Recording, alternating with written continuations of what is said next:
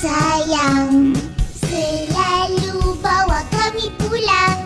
Tumpang motor atuk. Vroom, vroom, zoom, zoom, zoom. Motor dipacu laju.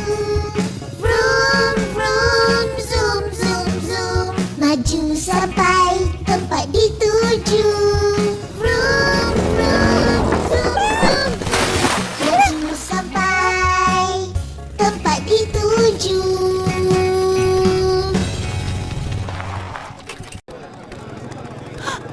Ya Allah. Giliran aku. Lepas tu aku pula.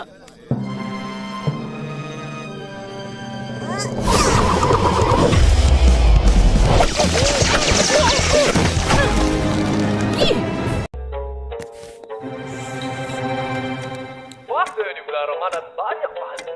Kiranya ikhlas dan tawakal. Sekarang masanya waktu berbuka bagi wilayah Kuala Lumpur.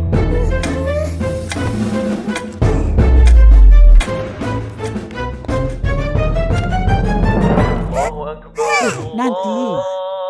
Tunggu dulu. Belum berbuka lagi. Tapi dah azan. Betul.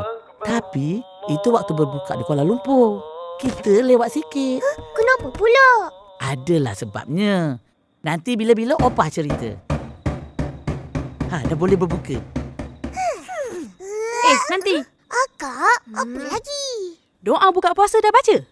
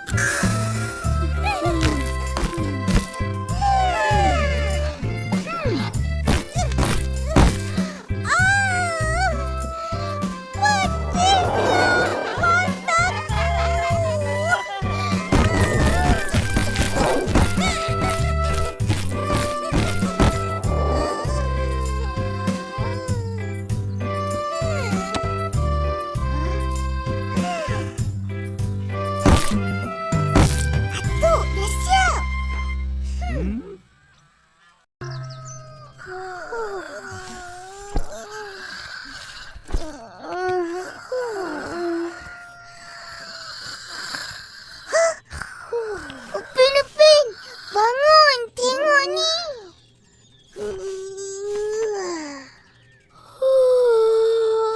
Apa? Kau kencing? Tak kencing. Mesti punya. Kalau tak, kenapa tempat kau basah?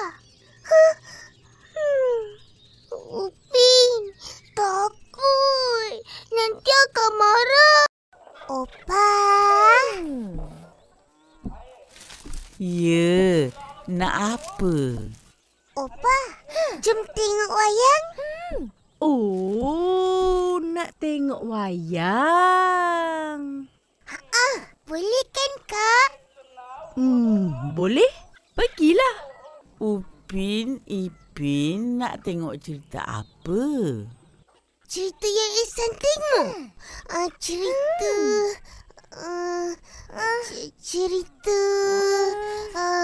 Cerita apa, Ipin? Dongeng Sang Kancil. Dongeng Sang Kancil? Cuci motor kapcai tu sampai bersih, berkilat. Makan. Brum, brum, brum.